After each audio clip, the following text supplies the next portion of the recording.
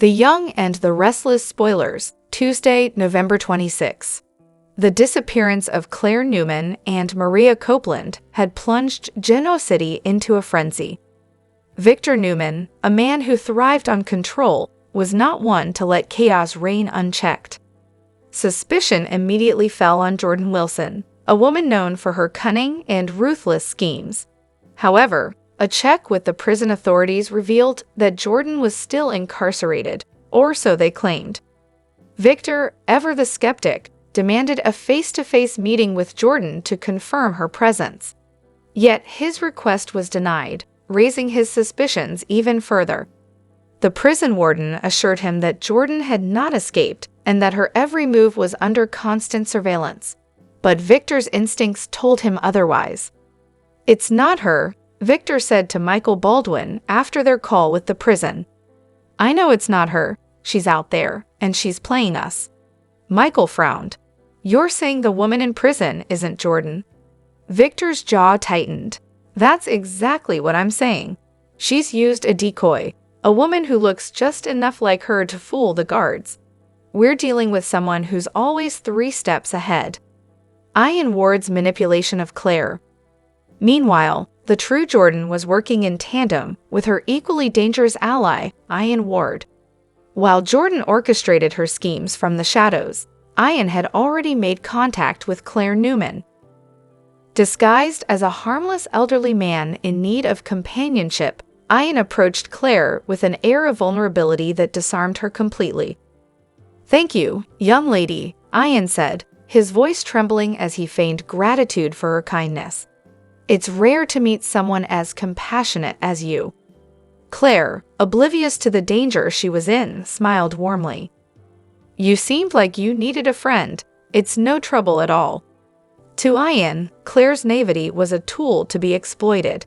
He planted seeds of trust, subtly drawing her into his web, without her realizing the peril she was in.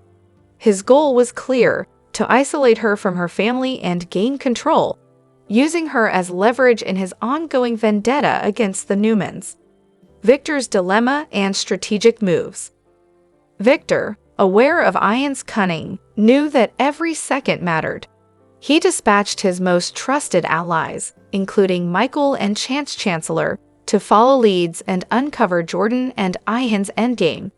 The stakes were too high for missteps. At the same time, Victor turned his attention back to the prison.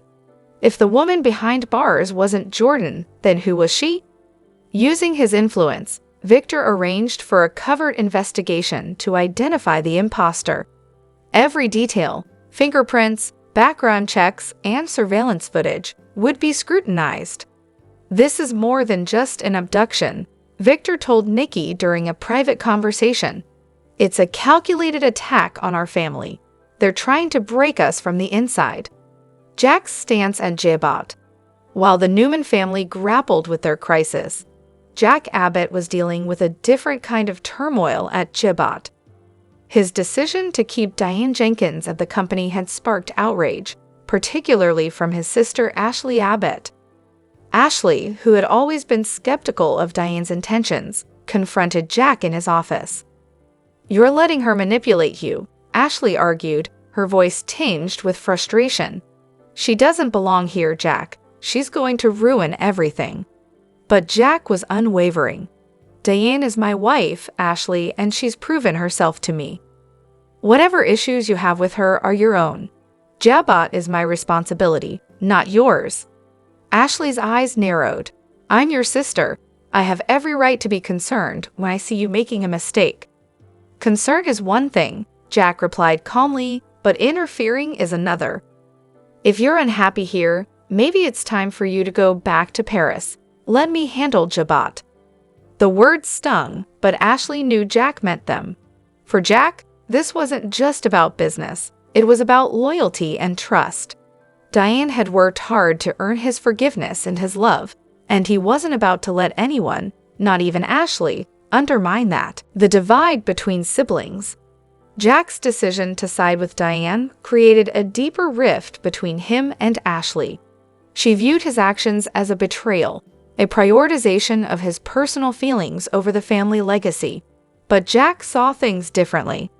Diane has changed, Jack confided to Nikki during a chance encounter. I see it in the way she carries herself, the way she's committed to Jebot and our family. I know Ashley doesn't believe it, but I do.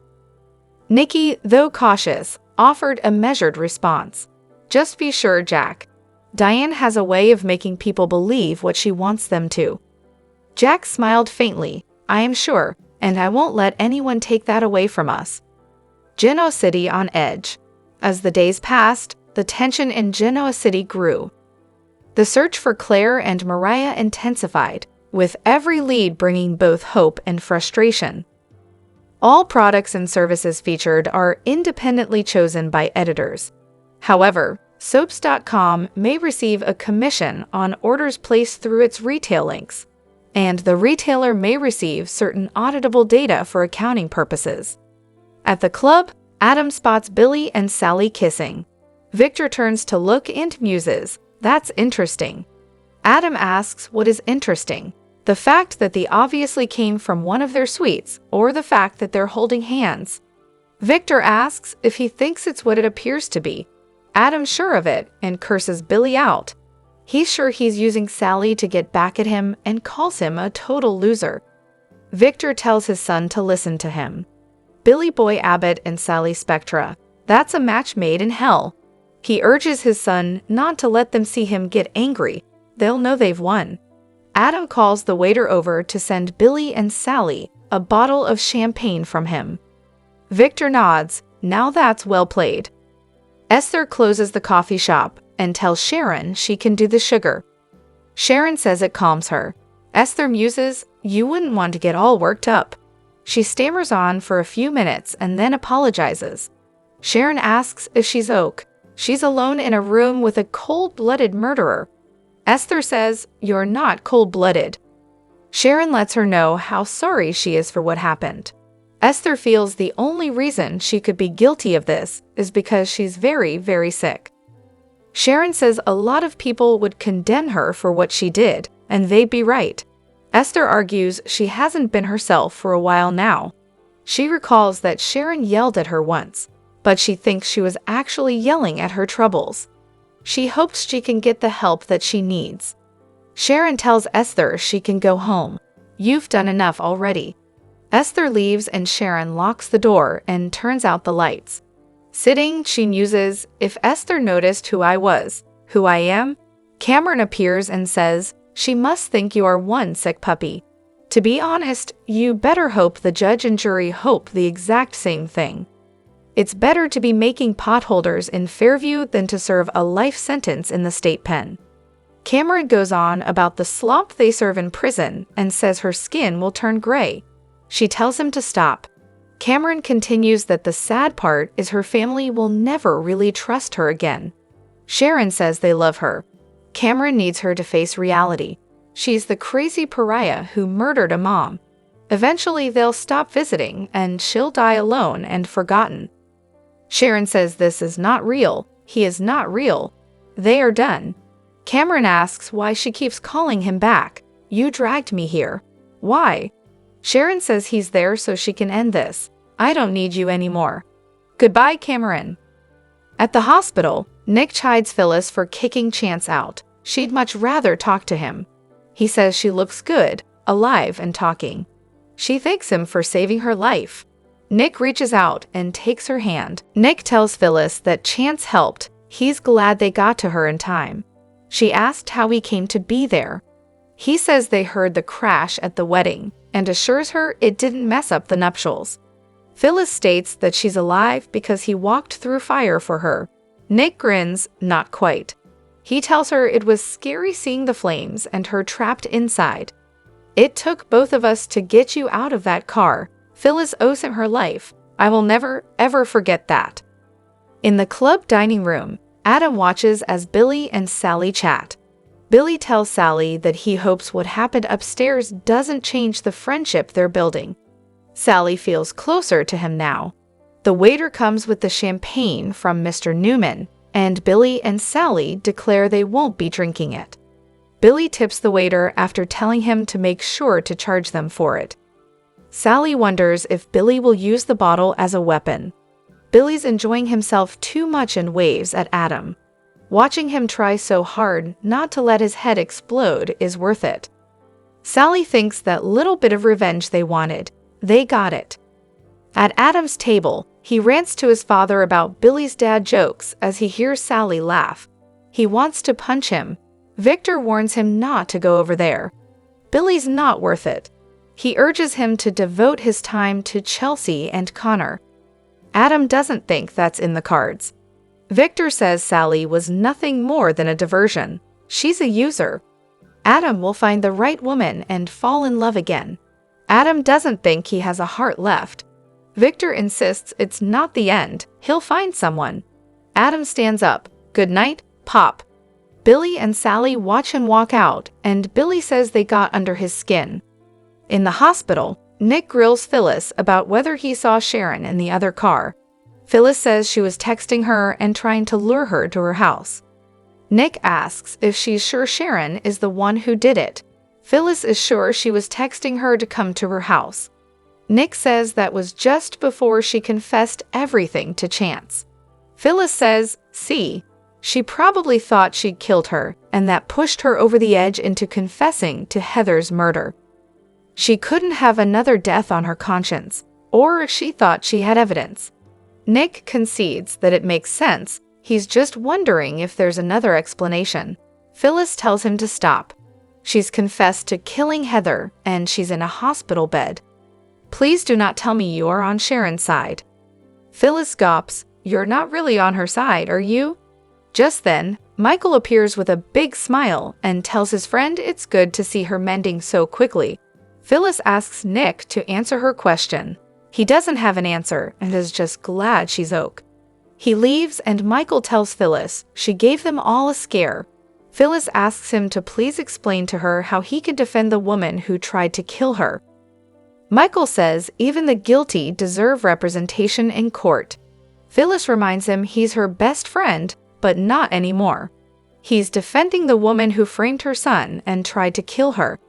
Not only that, but he got her out on bail. Michael argues Sharon's not a threat to society. Phyllis begs to differ. She killed the love of her son's life and tried to frame him for murder. My family? What kind of friend is that? Michael's sorry she's so angry. This is who I am. This is what I do. I defend people in trouble. He reminds her she was in trouble and had someone defend her.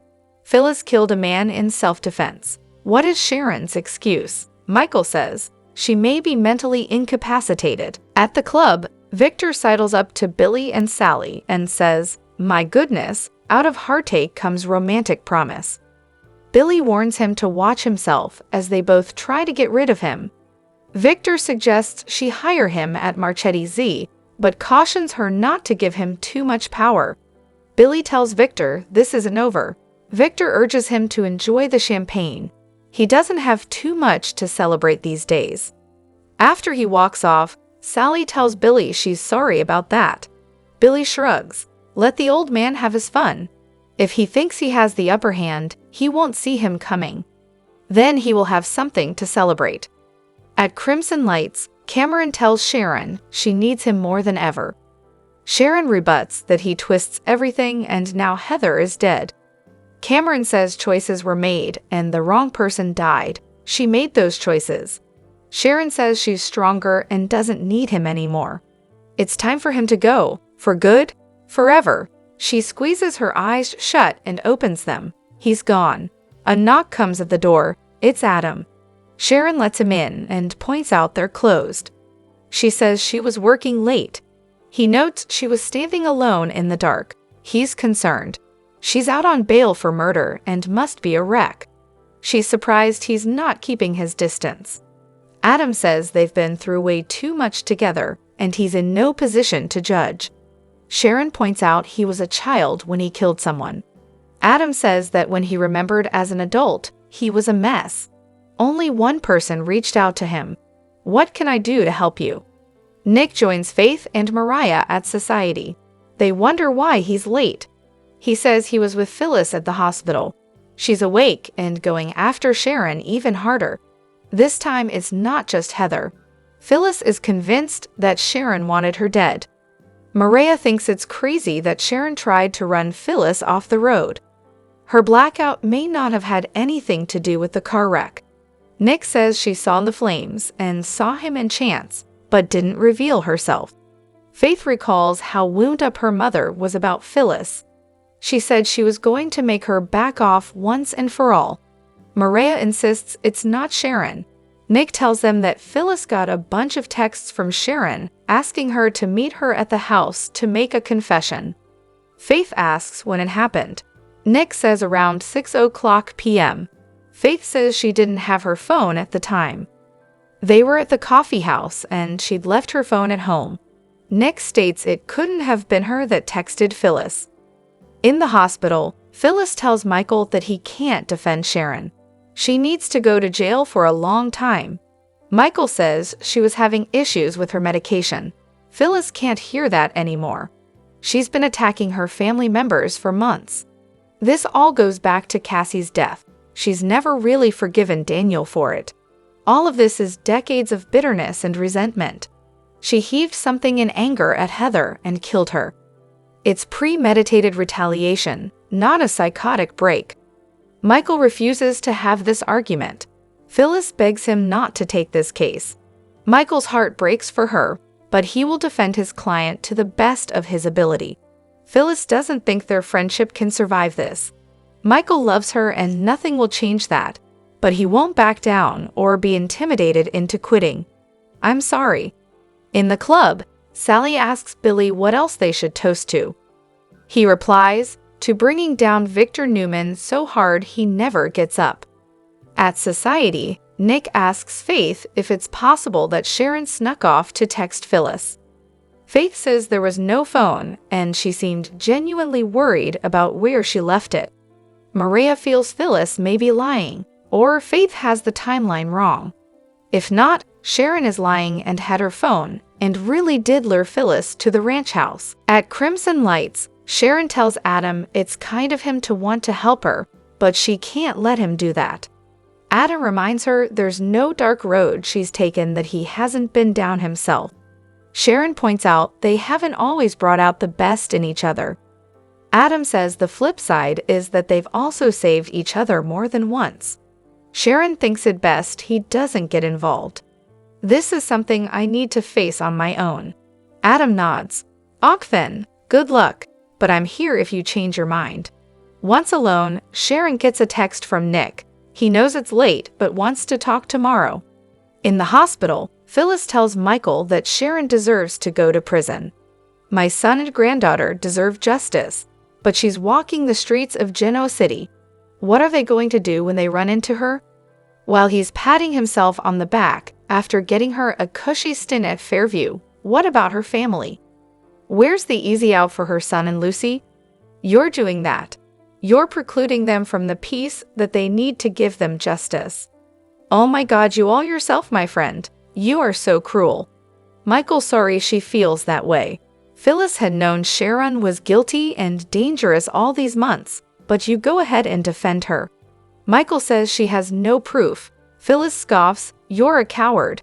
He steps out to take a phone call, and Phyllis flashes to being distracted by texts from Sharon in the car and to the accident. She gasps, no. Michael reappears and asks, what? She says nothing. I'm fine.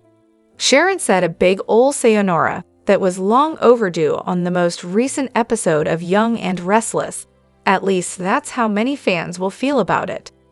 As much as we absolutely loved Lyndon Ashby's intensity as the perpetually bloodied Cameron Kirsten that took up residence in Sharon's mind, it was time for him to pack up his tattered shirt and head to that big laundromat in the sky. The duo wreaked a metric ton of havoc as we were treated to one of the most unlikely partnership we've seen on soaps, and one of the most brilliant combinations of actors we can think of over the past months. Cameron egged Sharon on to take her revenge on Daniel for his role in Cassie's death by poisoning his whiskey. But when her conscience battled back and landed her in a tense situation with his lady love, and Heather ended up dead instead, Sharon's red-faced Helpy Helperton talked her into a full-fledged cover-up that included dumping Paul Williams' daughter's body in the river. When the body was found soon afterward, it was Sharon's literal and figurative backseat driver, Cameron, who convinced her it was a grand idea to frame Daniel for the murder of the woman he loved. Even after everything fell apart and Sharon confessed, the Energizer Bunny of hallucinations kept showing up.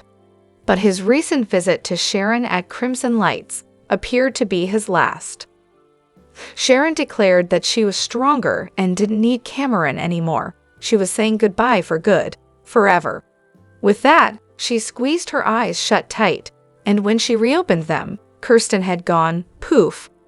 It felt different, more final than previous times that she's dismissed the devil on her shoulder. As we all understand by now, the hallucination was a part of her own mind, and not actually the deceased Cameron Kirsten. Regardless of what form his alter ego took, we'll miss Ashby and Case riffing off of one another in scenes. We hope, however, never to see that godawful bloodstained shirt ever again.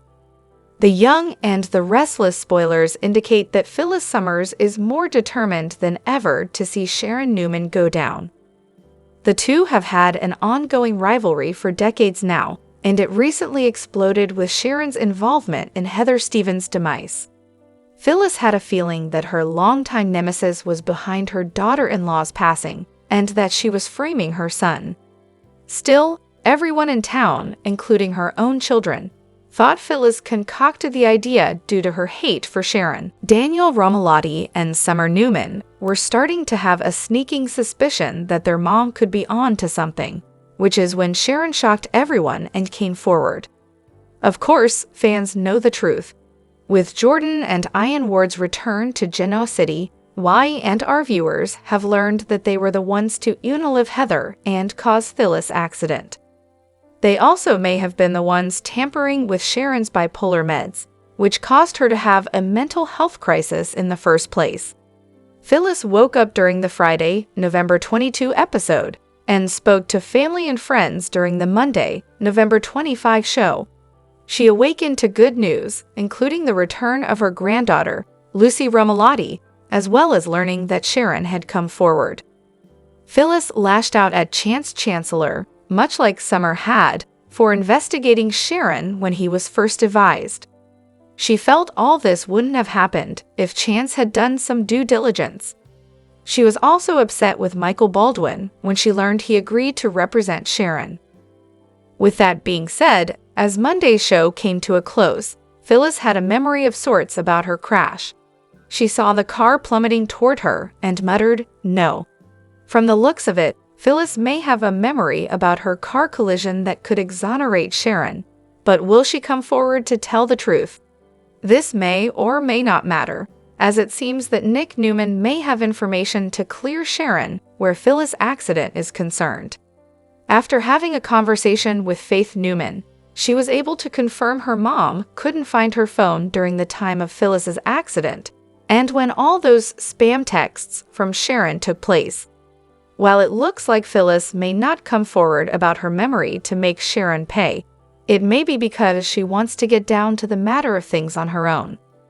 From Monday's episode, it's hard to say if Phyllis saw Jordan's face or not. After all, Phyllis never really had much interaction with this character. It may be that she didn't recognize the car as Sharon's, and she'll decide to do some digging of her own. While Phyllis can't stand Sharon, when push comes to shove, will she do the right thing and come forward? Will Sharon's nemesis be a part of her road to redemption? Will Phyllis be the very person to uncover Ian and Jordan's role in Heather's demise, and her own car accident to clear Sharon's name? The Young and the Restless spoilers imply that fans need to brace themselves for some plot twists on the horizon when it comes to this storyline. Still, if Phyllis plays a role in clearing Sharon's name, could the two bond over this as well? After all, they were both victims of Jordan and Ian's manipulation. Only time will tell. Offers the best Young and the Restless spoilers, news, updates, and predictions, so visit often for all the why and our intel you need. My and our spoilers continue to revolve around struggles, family feuds, and dramatic plots. Each character faces their own challenges, from internal conflict to direct confrontation. Billy Abbott enters a direct confrontation with his mother, Jill Abbott, after irreconcilable differences. Billy feels betrayed by his mother when she decides to reduce her involvement in the business to protect her health. Jill's heart condition is getting worse, and her doctor warns her to stay away from stress.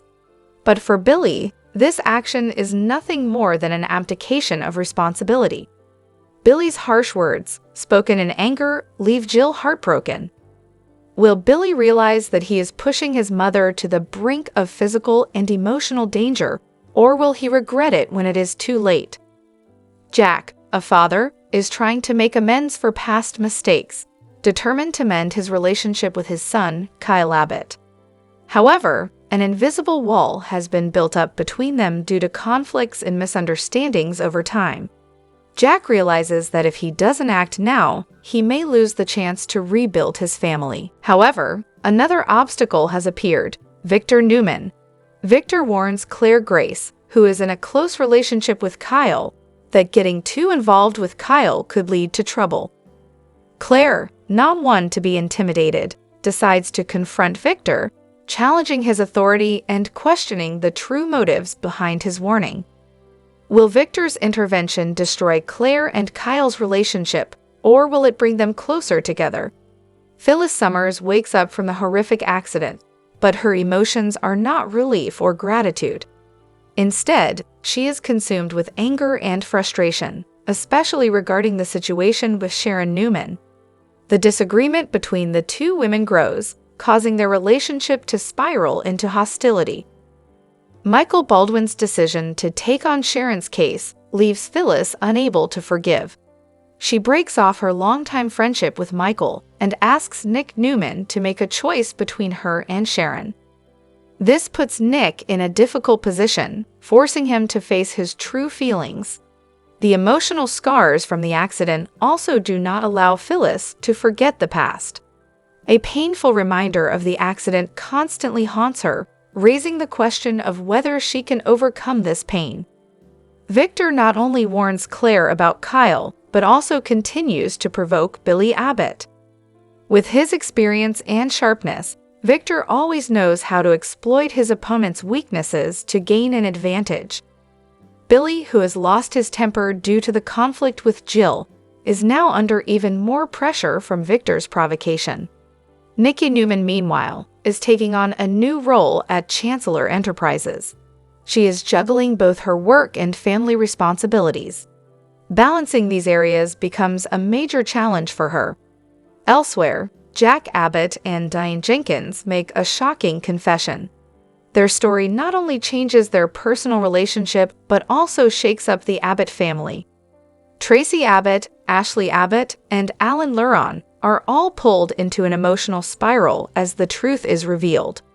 Nate decides to welcome Amy into his home, opening up a new opportunity for them to build a closer relationship. However, a big secret awaits Nate: the discovery of his half-brother. The secret promises to disrupt his life and the lives of those around him. The Young and the Restless continues to captivate viewers with its complex plot, intertwined relationships, and emotional decisions. Can the characters overcome the challenges they face, or will these conflicts push them to a point of no return? All will be answered in the next episodes. Viewers, stay tuned by subscribing to Yonder to get the latest news on our channel. In a whirlwind of emotions, Billy meets Sally at society, apologizing for being late and playfully handing over some vampire fangs. They're lighthearted. Banter shifts to deeper territory as Billy shares an embarrassing story of losing Jabots. Business yacht in a poker game. While Sally tries to make him laugh it off, the moment sets the stage for a blossoming connection as they swap tales and find comfort in each other's company. Meanwhile, Kyle and Claire's steamy affair reaches its peak at the Abbott residence. Kyle hesitates after their passionate kiss, asking Claire if she's sure about moving forward. She reassures him, and the two proceed upstairs, unaware of the chaos about to unfold. As they grow intimate, Summer unexpectedly arrives, retrieving her forgotten phone. Her discovery of Claire's handbag downstairs raises immediate suspicion. Calling out to Kyle, she interrupts the romantic encounter just in time to catch Kyle descending the stairs, disheveled and visibly nervous. Summer confronts Kyle, piecing together the situation as Claire awkwardly retreats. Tension fills the air as Summer's subtle remarks reveal her hurt, leaving Kyle scrambling for excuses while trying to maintain composure. Elsewhere, Phyllis and Daniel's confrontation with Sharon at Crimson Lights adds another layer of intrigue. Daniel, desperate to find justice for Heather's murder, reluctantly accepts Phyllis's offer to help despite their fraught relationship. Phyllis, convinced Sharon is the culprit, points out her inability to even look at them without guilt. Daniel remains skeptical, reminding Phyllis that there's no evidence to support her claims. Phyllis insists that someone planted false evidence in Daniel's apartment, further muddying the waters. The drama intensifies when Sharon overhears their accusations. She counters by telling Nick that Phyllis's claims are baseless and manipulative. Sharon struggles with the weight of the accusations, wondering if her own actions have inadvertently drawn suspicion. Back at the Abbott mansion, Kyle tries to salvage the situation, apologizing to Summer for the misunderstanding and urging her to let it go. Summer, however, subtly presses him for answers, leaving him visibly uncomfortable. Claire exits awkwardly, sensing that the night's events may come back to haunt her. As the dust settles, Billy and Sally share a moment of levity back at Society. Billy reflects on his story with a mix of humor and regret, while Sally lightens the mood with a goofy anecdote of her own. Their growing bond offers a sharp contrast to the tension brewing among the others. Meanwhile, Phyllis remains relentless, determined to prove Sharon's guilt. She hints that the truth will surface if enough pressure is applied. Daniel, torn between loyalty to his mother and his own doubts, begins to question who he can truly trust. The evening closes with everyone facing the fallout of their actions. Kyle struggling to contain the consequences of his affair, Sharon grappling with accusations, and Phyllis preparing for her next move. The complex web of betrayal, suspicion, and unresolved emotions leaves viewers eagerly awaiting what's next for the residents of Genoa City. Phyllis finds herself haunted by fragments of a near-fatal car accident that had derailed her life. For weeks, the same horrifying memories play on a relentless loop: screeching tires, the metallic crunch of impact, and the paralyzing fear as the vehicle barreled toward her. These disjointed recollections slowly start to coalesce into a clearer picture. Contrary to initial assumptions, the car that struck her was white, not black, and the driver wasn't Sharon. This shocking realization sets Phyllis on a quest to uncover the truth and redeem Sharon, who had been falsely accused and imprisoned for the crime. Sharon's struggle. Sharon, though no stranger to conflict with Phyllis, adamantly proclaimed her innocence. Despite her pleas, no one believed her. Damning evidence, a trail of tire tracks, dubious witnesses, and Sharon's impulsive history painted her as the guilty party. While Sharon languished in jail, weighed down by the accusations, Phyllis began to piece together the events of that fateful day.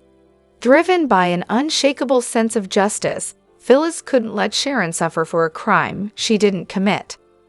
A partnership for justice.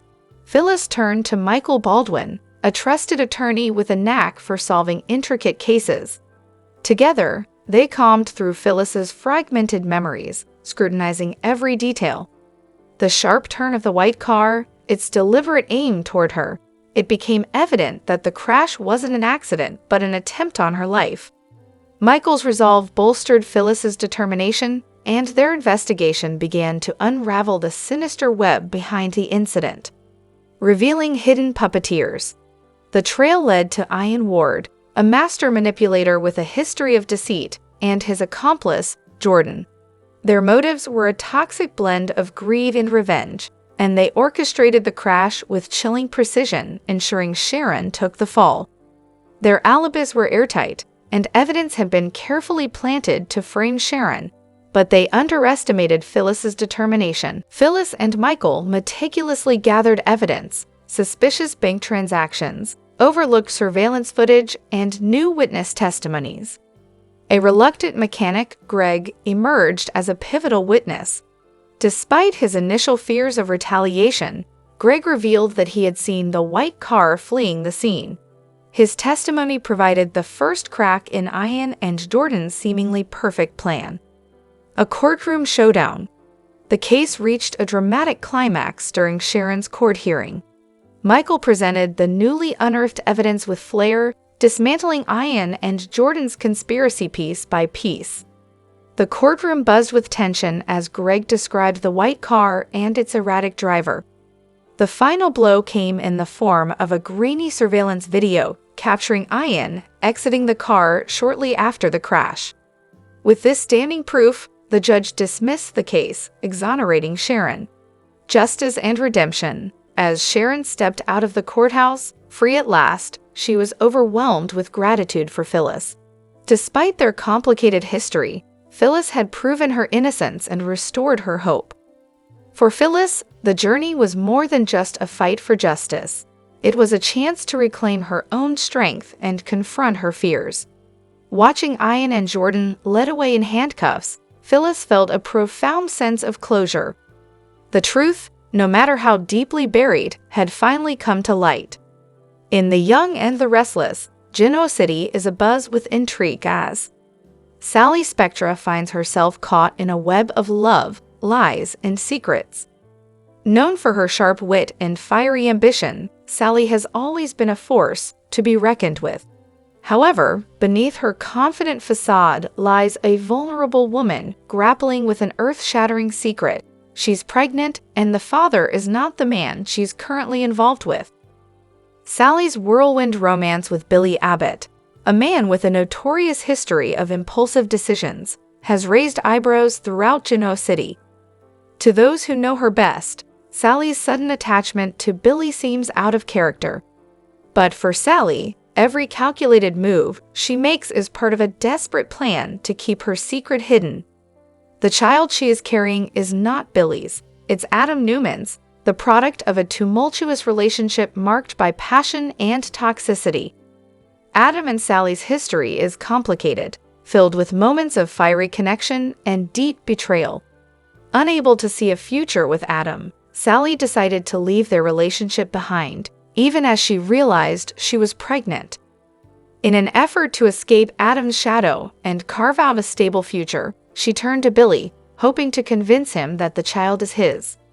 Her goal? To start fresh and leave her past behind. Jill's sharp intuition. While Billy remains blissfully unaware of the truth, Jill Abbott's sharp instincts lead her to suspect that something is amiss. Jill has seen countless schemes unfold in her lifetime, and Sally's sudden interest in Billy doesn't sit right with her. In a private conversation with Jack Abbott, Jill voices her concerns. Sally's hiding something. Mark my words, this isn't love, it's manipulation. Jack, ever the optimist, tries to give Sally the benefit of the doubt, but Jill, unwilling to ignore the signs, begins piecing together clues. From overheard conversations between Sally and Chloe Mitchell to Sally's nervous behavior, Jill grows more determined to uncover the truth. Billy's blind devotion. Meanwhile, Billy's unwavering faith in Sally blinds him to the storm brewing around him. Despite warnings from his sister, Lily Winters, who urges him to tread carefully, Billy is convinced that Sally is the woman he's been waiting for. She's different, he insists, dismissing Lily's concerns. But his devotion only deepens Sally's internal conflict as she struggles with guilt over her deception. Jill's confrontation. The tension reaches a breaking point when Jill confronts Sally at Crimson Lights. Armed with evidence, Jill challenges her directly. "You think you can fool everyone, but I know the truth," Jill says, her voice laced with disdain. "You're pregnant, and that child isn't Billy's." Sally, taken aback but determined to protect her secret, fires back, "You don't know anything. You're just trying to stir up trouble." However, Jill's cold confidence shakes Sally to her core. "I'll prove it," Jill promises, leaving Sally scrambling to maintain her cover. Adam's intervention. As if Jill's scrutiny wasn't enough, Adam begins to suspect something is off. His investigation leads him to the truth, and his confrontation with Sally is explosive. "You think you can cut me out of my child's life?" Adam demands. Sally, refusing to back down, responds with icy resolve. "You had your chance, Adam. This baby deserves better than you."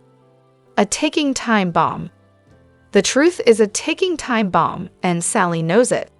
Despite her efforts to keep her secret under wraps, the walls are closing in. Jill's relentless pursuit of the truth, Adam's determination to assert his role, and Billy's blissful ignorance create a volatile mix that threatens to explode at any moment. As Genoa City braces for the fallout, questions linger. Will Billy forgive Sally when the truth is revealed? Will Adam fight for custody of the child? And how far will Jill go to protect her family's reputation? One thing is certain, the road ahead is fraught with betrayal, heartbreak, and life-altering consequences. Stay tuned to The Young and the Restless as this gripping saga unfolds, shaking Genoa City to its core. All products and services featured are independently chosen by editors. However, Soaps.com may receive a commission on orders placed through its retail links, and the retailer may receive certain auditable data for accounting purposes. They say the only way to get over your fears is to face them head-on, and that's exactly what The Young and the Restless Courtney Hope recently did. The CBS soap actress posted 4 videos to show fans how she conquered her fears and invited others to do something they are afraid of. "I heard Cirque du Soleil was hiring," Hope joked as she gave everyone a front row seat into her first trapeze class. In taking the class, the actress checked off doing something big that she was afraid of and revealed that she has a massive fear of falling from great heights.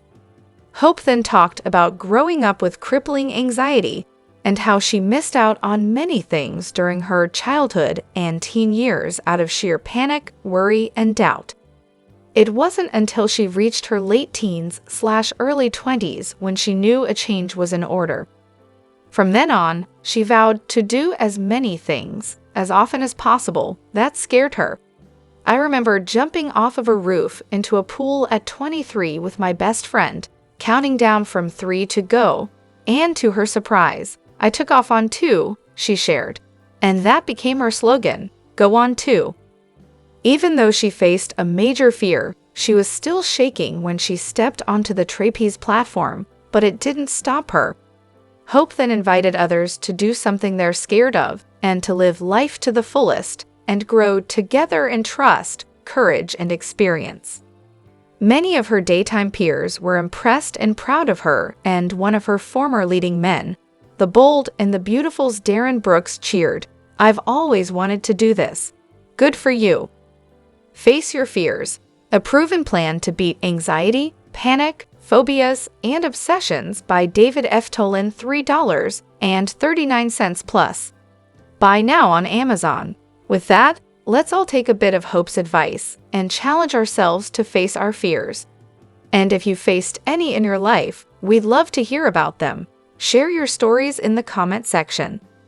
Yonder's latest drama, shocking revelations and high stakes.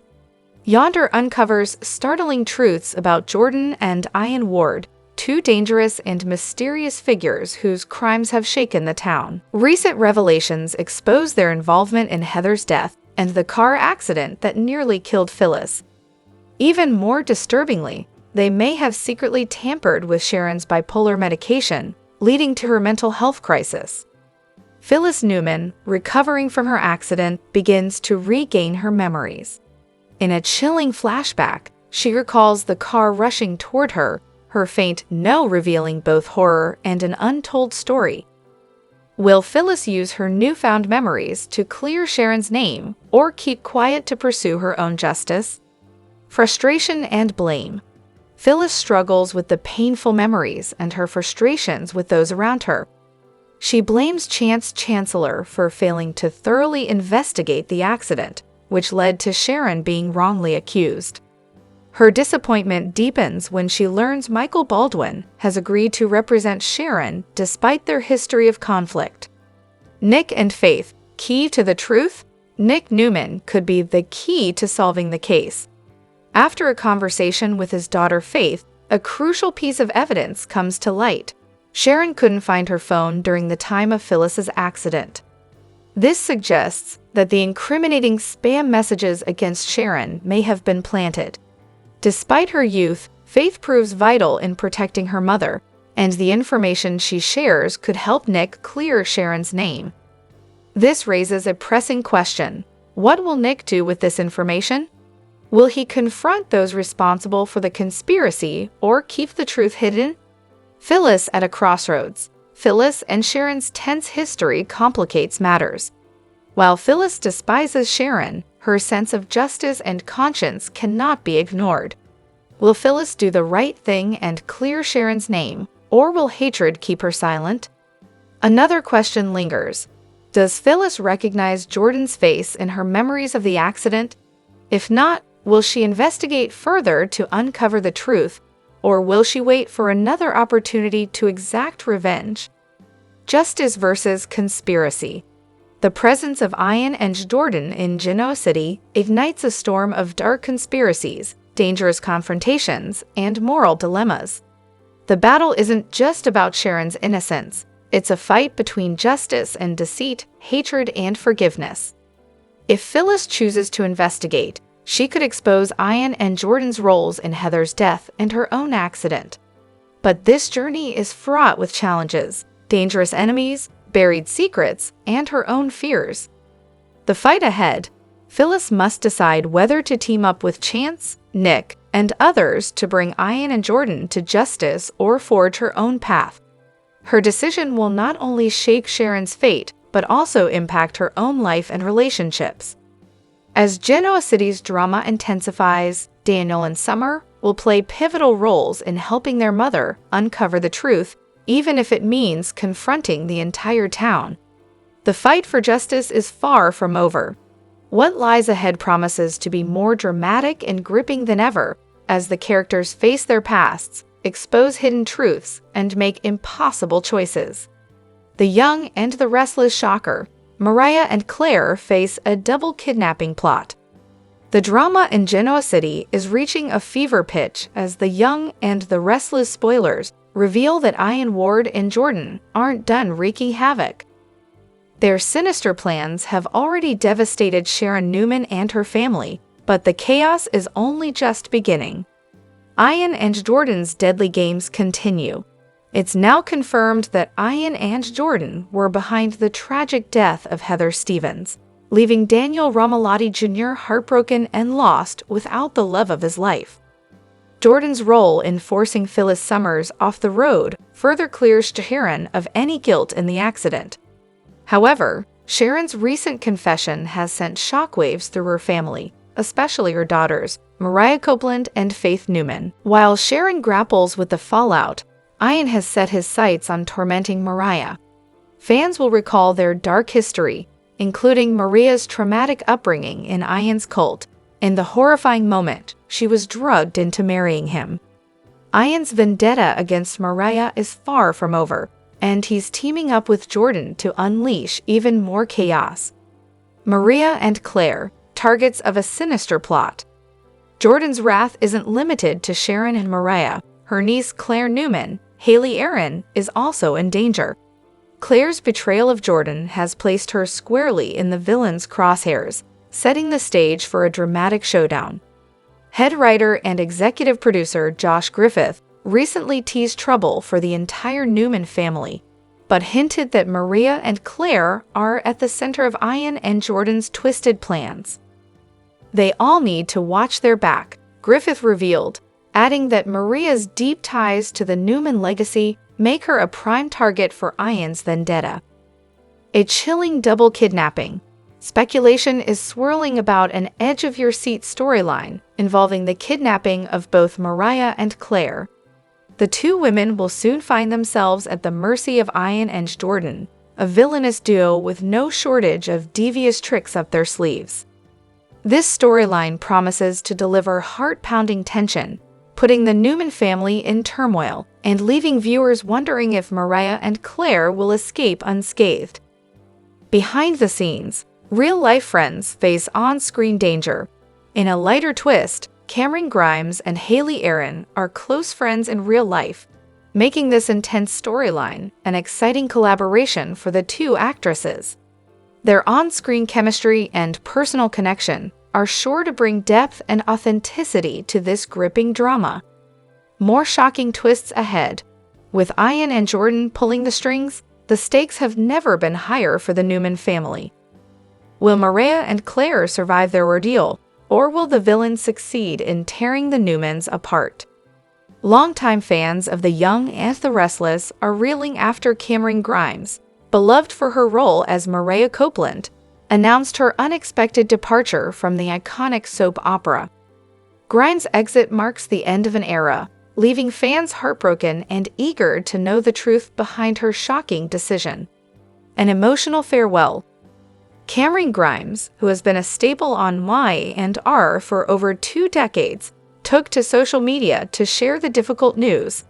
In a heartfelt message, she expressed gratitude for the years spent in Genoa City, but hinted at deeper reasons for her departure.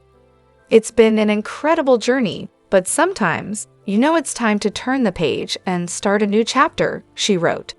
"This wasn't an easy decision, but I'm excited for what's ahead." Why is she leaving? While Grimes didn't reveal all the details, speculation is rampant. Some believe she's stepping away to focus on personal projects or explore opportunities outside daytime television. Others suggest her departure might be related to recent storylines or creative changes behind the scenes. Insiders hint that Grimes has been considering new avenues, including primetime roles and even producing projects. Could Hollywood be her next stop? Fans react with shock and sadness. The Y&R community has flooded social media with reactions, expressing their love and heartbreak over the news. Cameron Grimes leaving Y&R? "I'm devastated. She's a legend." Maria's story has been one of the most touching on the show. What will Genoa City do without her?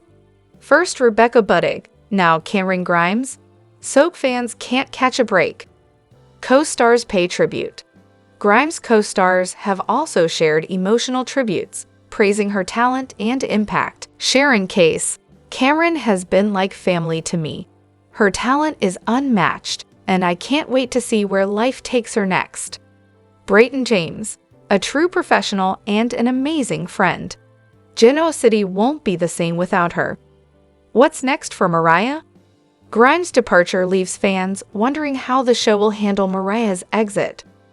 Will she get a dramatic send-off, or will the door be left open for a future return?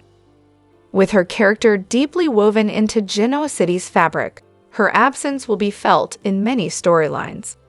A legacy that lives on. Cameron Grimes' journey on Y&R has been nothing short of extraordinary. From her early days as Cassie Newman to her powerful portrayal of Mariah. Her talent and charisma have left an indelible mark on the show, and while her exit is heartbreaking, her legacy will live on. What are your thoughts on Cameron Grimes' shocking departure? Share your reactions and what you think her next big move might be. Soap fans are reeling after discovering a jaw-dropping fact about The Young and the Restless star Michael Graziadei. Known for his role as the charming and complex Daniel Romalotti, Graziadei's youthful looks have kept viewers guessing for years. Now, the revelation of his real age is sending shockwaves through the soap opera community. The age revelation.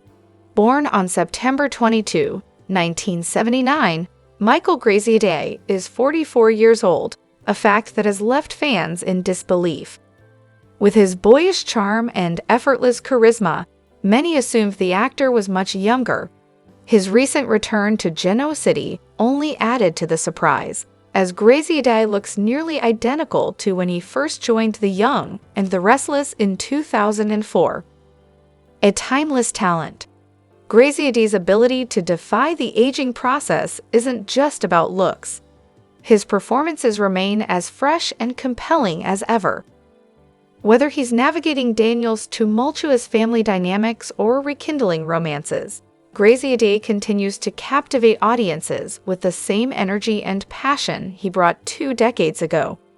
Co-stars and fans alike have taken to social media to express their amazement. One fan tweeted, "How is Michael Graziadei 44? He hasn't aged a day since the early 2000s. Hollywood's fountain of youth." Graziadei isn't the only soap star to keep audiences guessing about his age, but his revelation stands out in an industry known for its longevity. Some speculate it's his laid-back personality and commitment to healthy living that keep him looking so young. Whatever the secret, it's working. Fans react. Social media has exploded with reactions. "I need whatever Graziadei's using. He looks 30 at most." Proof that good genes and a love for your craft keep you timeless. First, Don Diamond's news, now this. Soap fans are getting all the shocks this week. More to come. As The Young and the Restless continues to develop Daniel's storyline, Graziadei's age revelation adds a new layer of admiration for the actor's enduring talent and appeal.